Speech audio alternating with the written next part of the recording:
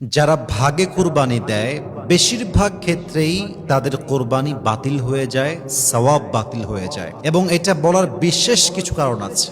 যারাই ভাগে কুরবানি দেন আমি সবাইকে বিনীত আবদার রাখছি, প্রিয় ভাইয়েরা প্লিজ মেহেরবানি করে 5টা বিষয়ে খেয়াল রাখবেন ভাগে কুরবানি দেওয়ার সময়। যদি এই 5টা বিষয়ে খেয়াল না রাখেন আপনার কোরবানি বাতিল হতে পারে, সওয়াব নষ্ট হতে পারে, আপনার এই শ্রম, আপনার এই অর্থ, আপনার এই নিয়াত, আপনার এই আমল সবকিছু বরবাদ হতে পারে। জাস্ট 5টা বিষয়ে খেয়াল রাখবেন, আপনার কোরবানি কবুল করতে পারে একজন। বলেন সবাই, তিনি কে?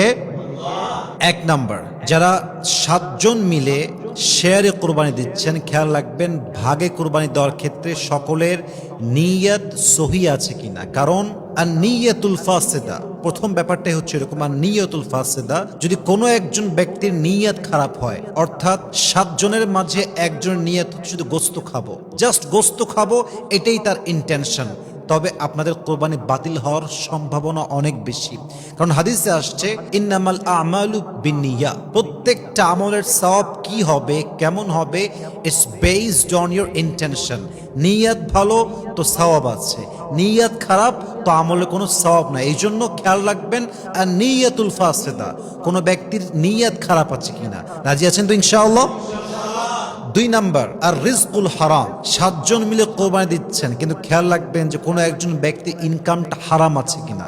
মনে করেন 7 জনের মাঝে একজন ইনকাম হচ্ছে ঘুষের ইনকাম, কারো ইনকাম সুদের ইনকাম, কারো ইনকাম জুয়ার ইনকাম, কারো ইনকাম চাঁদার ইনকাম। অর্থাৎ 7 জনের মাঝে যদি জাস্ট অন পার্সন এমন হয় যার নিয়তটা সহি না এবং তার ইনকামটা হারাম, এমন কোনো ব্যক্তি যদি হয়, তার জন্য সবার কোরবানি বাতিল হয়ে যাবে, ঠিক কিনা বলেন?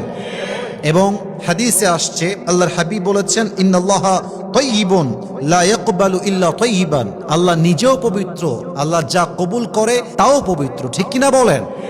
অতএব রিজিক যদি হারাম হয়, আর্ন মানি সোর্স যদি হারাম হয় কোনো একজনের, আপনাদের কোরবানি বাতিল হতে পারে। আল্লাহ বোঝার তৌফিক দান করুক, পড়েন সবাই আমিন।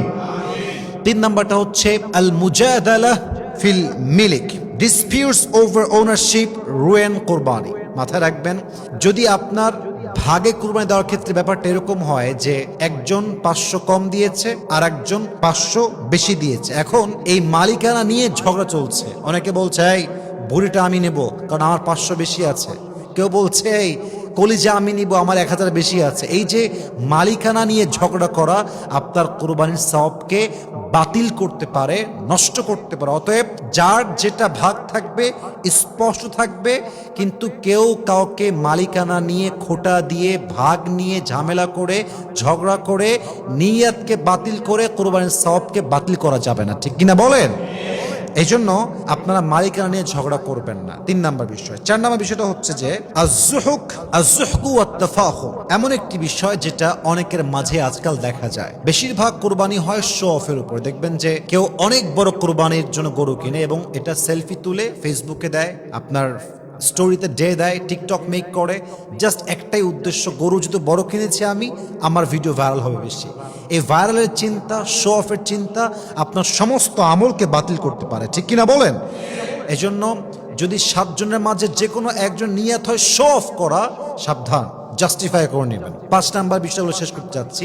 অনেকেই কোরবানি দেয় বাহির থেকে, যেমন আমি থাকি ঢাকাতে, আমি কোরবানি দেব চট্টগ্রামে, রাজশাহীতে, সিলেটে, যে কোনো এক জায়গাতে।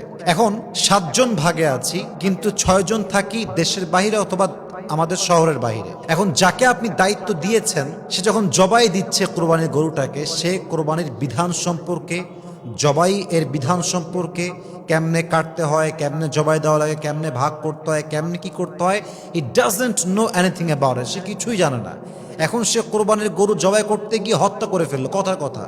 এখন একজনের মিস্টেকের জন্য, বিধান না জানার জন্য 7 জনের কোরবানি বাতিল হয়ে যাবে, ঠিক কিনা বলেন?